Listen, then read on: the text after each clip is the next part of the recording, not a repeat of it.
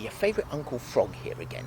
Now you may be wondering why a slightly flabby chap in his mid-50s is standing in front of you just in his kegs. Well, have you tuned in to the X-rated version of this channel? No. Is this the video about the tent?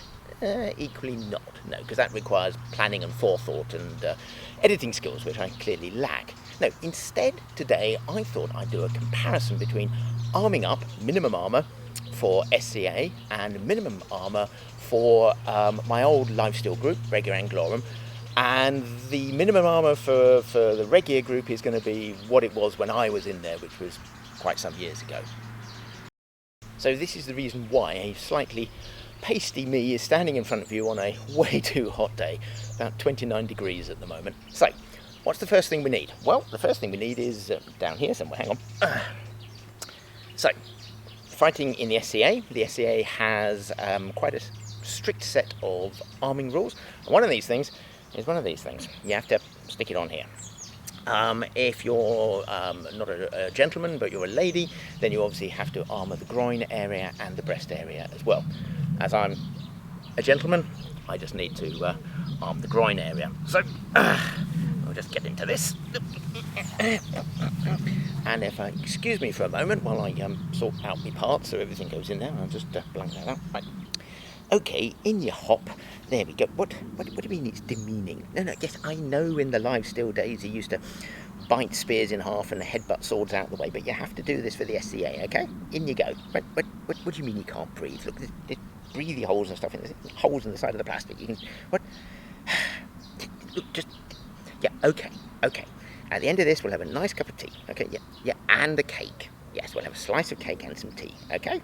You ready? Ready? Good. Okay, next bit. Next bit is a pair of shorts. So this gives me coccyx protection on the back here, and although it's not necessary in the SCA, I do like to have a bit of protection on the upper legs here, and this provides it. Many of you from the SCA will be familiar with this. This is Zumbang. For those of you who are not in the SCA, have no idea what this is.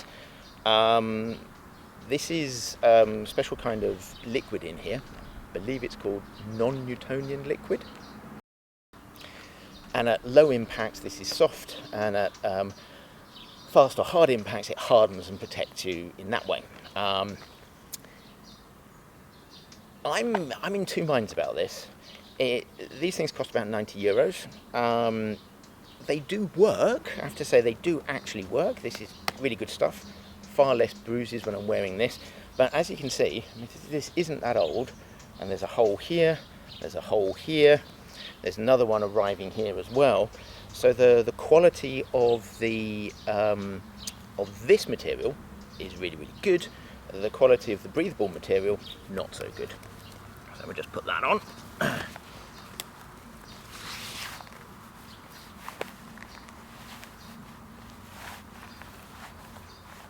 Now, I used to wear these things, and these are, I think these were for snowboarding, and they're from POC, again, not sponsored by these people. It's the same idea, it's the same kind of material, and stuff is actually, it's not a liquid, it's solid, and it's soft at low impact, hard at high impact, but you can see, compared to the Zumbang, it doesn't protect as much, but the quality of the material is significantly better. Okay, next bit, I have to armour my knees, and I have to, not just the knees themselves, it has to be above and below the knee, and it has to wrap round to protect this part here. So, first thing I put on, and get them the right way round, are some elastic knee pads.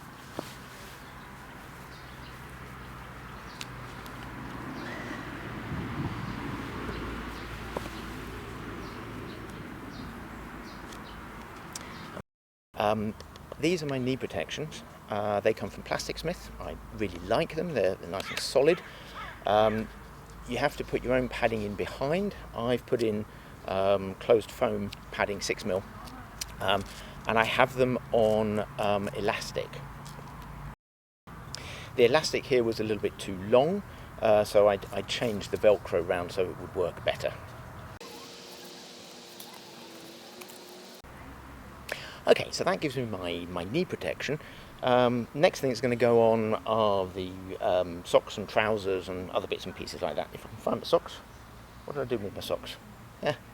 Give me a second, I need to go and find some socks. I think I left them elsewhere. I found my socks. This is good. Okay, so this is exciting, isn't it, watching me put my socks on.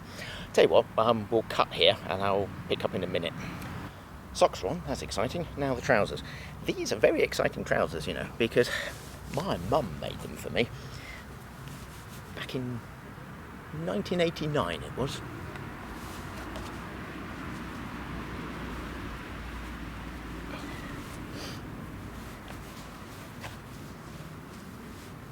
They've been repaired a few times, but they still work. Okay, next thing to go on are my windgas or puttees or leg bindings, whatever you want to call them. They take quite a long time to go on, so I'll probably, shall I video it or shall I just, who knows, we'll see what happens. These are made from linen. Reason why is because I'm a grumpy old man, and people always tell me that you have to have woolen ones and it won't work with linen, and I just say no, I'm sure it will work with linen, and as long as they're thin and the selvage is on both edges, then it does work. Okay, here we go. My personal theory as to why the Anglo-Saxons lost the Battle of Hastings is because it took so long to put these things on. Well, there we go. Authentic shoes. There's a bit of an argument in the SCA over whether or not you should wear them, whether they're safe or not, blah, blah, blah, blah, blah. I spent 20 years in lifestyle where you had to only wear these things, so I'm fine. I'm quite happy with these things. I've got good balance. So, next layer. Next layer is a technical top. And the reason why I put this on first is because I have a Zumbang vest that goes on underneath the rest of my kit. And again, Zumbang, exactly the same as the other one, and this is also starting to get a couple of holes in it as well, and it's definitely less than 2 years old, so there's a hole here, which is not so good. Okay, let's put that on as well. So the question you might be asking here is, why have I got a technical top on and then the Zumbang? Well, if you put the Zumbang straight on, it gets glued to your body. It's very difficult to get off. And because of this problem with the thing starting to tear, well, it lengthens the life of the Zumbang much more. So let me just pull my trousers up, because that's an important thing. And we'll go to the next layer. There's a requirement in the SCA to protect your kidneys, and so the Zumbang does that. There was a discussion over whether the Zumbang was good enough on its own or not, but I have other layers over the top of this to help protect my kidneys. So, the other thing we need to do though, we need to protect our elbows, same way we protect our knees, and in this kingdom there's also a requirement to protect this part of your arm as well. And so here I have some spez. If you're a HEMA, you will know this stuff. The elbow cop is absolutely excellent. It works really, really well. I used to have what did I used to have? I used to have something. What was it? Oh yes, it was the Plastic Smith arms. But I found that that combination of arm and elbow protection was a bit too restrictive for me, and so I went for this.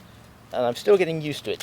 It's much lighter, so if I do get hit, there's more chance of being bruised, but it does protect me enough. So that's one on. Once it's in position, then it's fine. It's just getting it into the right position to begin with. That's perfectly okay. And then the next one.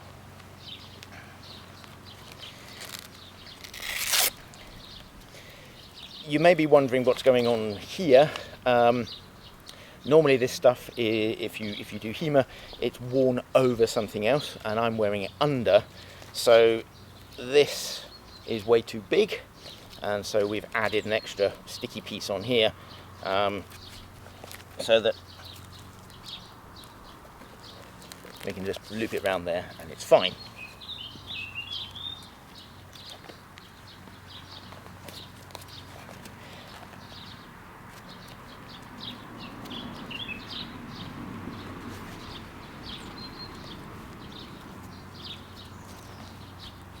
And again, because you're normally in HEMA expected to have something underneath this, these things are quite long as well, but they work, they're fine.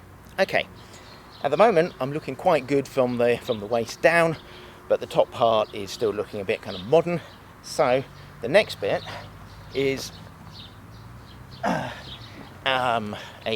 tunic and a leather jerkin, and the leather jerkin has chainmail over the top of it, and so essentially the body has zumbang, thin leather, and then chainmail, which you'll see in a minute.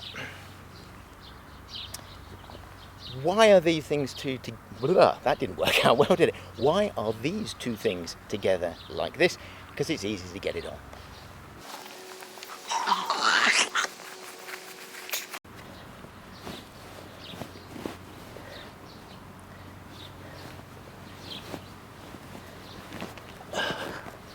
One of the other things I did as well was I added a little bit of extra length into the sleeves, because I found that they were rucking up quite a long way and also restricting my movement.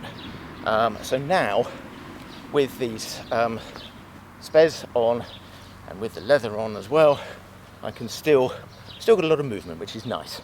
Okay, next, and this has all been, because it's almost 30 degrees here now, all of that has been under the shield to try and keep it cool.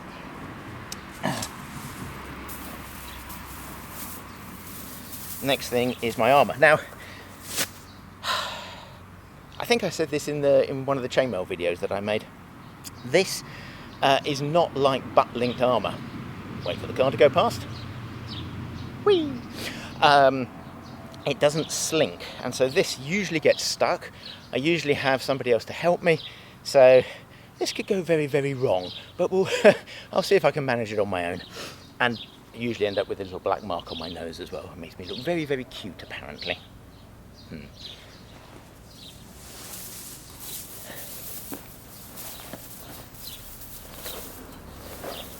This is the problem. You have to get it over the sleeves, both sides. Make sure it's not going to get caught up. Make sure it's not rucked anywhere. And then get it over your head. And then bounce it down. Oh, it's got stuck there.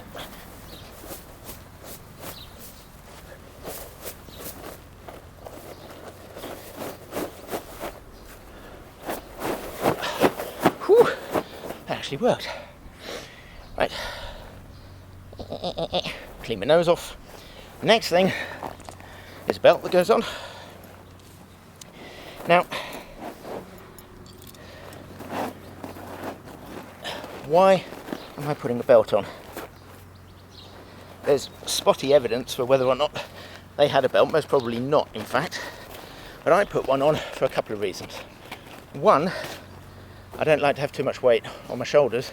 And two, you can see that once I actually get into it properly, it bags a little bit here, which provides a lot more protection. So at this point, I am fully, dear me, it wasn't looking good. I'm fully specced up to look like an Anglo-Saxon warrior. At this point, you can't see anything modern on me, and I can actually, apart from that little bit of black showing, I could walk onto a reenactment field looking like this. However, we run into an interesting little problem with, well, not problem, but we end up having to put an extra piece of armour on in the SCA, which you just don't find in Anglo-Saxon times. And this is a gorget. Now, They just didn't have them in Anglo-Saxon period, but because of, as I said before, SCA armour rules, you have to protect the throat and neck, because another car going past, because whilst you don't aim for the throat or neck, because that's considered, you know, not particularly sporting, it is still in the legal target area. So I made mine out of boiled leather, so it didn't look too out of place, at least hopefully. And that goes on there. And we're done. Right, how are we doing? We're almost there. One big difference between when I started fighting in Regia Anglorum and starting to fight in the SCA. The big difference here is that in the SCA, sword and shield, or sword and board, as the SCA like to call it, is the thing you start with. In Regia Anglorum, when I started, it was a 9-foot spear. So we have to have different things going on here. Next thing is a helmet. This is as close as you can get to a copy of the Coppergate helmet, which was found in Coppergate in York, but to still be SCA safe. So here we've got metal underneath here. We've got metal bars protecting the side, and we've got metal bars over the front of the face, because you can thrust into the head and you can strike to the helmet. So this helmet is a lot bigger, it masses a lot more than the original, because it's designed to take quite a heavy blow to the head. Also, the strapping in here, you have this American football chin strap in there, because that helps to support the helmet and stop it going back into your nose.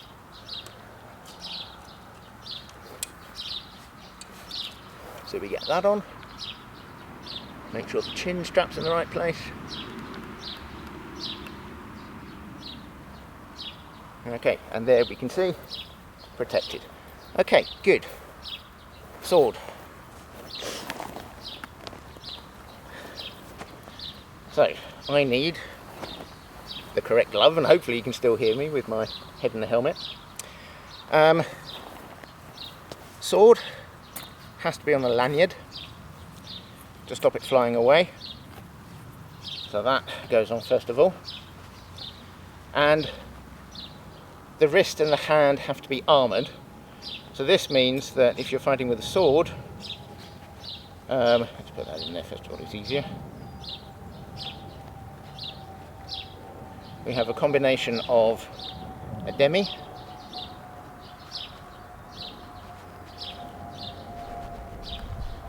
but that's not armouring the hand, and so we have a cup hilt which armours the hand. So all of this is now fully protected.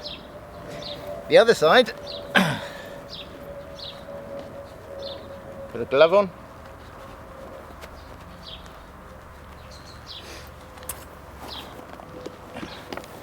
and I have a shield. This is my lentic. It's a centre grip, and because it's a centre grip, that means that my hand is, I can't remember how many inches it is now. Is it 2-4 inches, something like that? It's further than 2 or 4 inches away from the edge of the shield, which means I don't need any extra protection. I can carry extra protection if I want to. Some people have demis on there.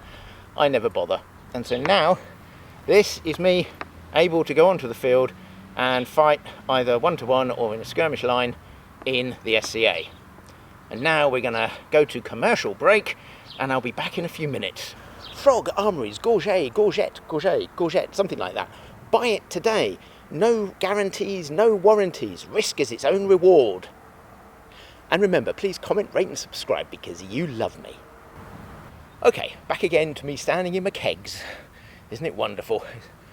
Actually, I mean, really good idea, because I picked a very, very stupid day to do this, because it's full sun and it's kind of like now about 30 degrees centigrade, and I'm sweating, which is not good. Okay, I joined Regia in 1988, and this was the minimum standard for fighting in Regia in, well, yeah, in the 1990s, let's say.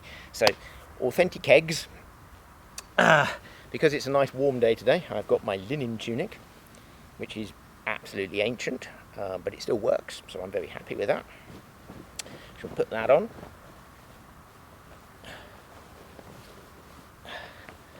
It is exciting, isn't it? Oh, there we go. Nothing on my feet. A belt. I'm stealing the same one that I use for my chainmail. Interestingly enough, for many millions of years, people always used to kind of say, right, you loop the belt up and loop it down, and you have this long kind of wobbly thing here. But recently people have been suggesting actually more authentic just to wrap it round a couple of times. So we'll wrap it round a couple of times. Then you didn't actually have to have gloves, I don't think, but you could have them if you wanted to. So a pair of leather gloves, and then,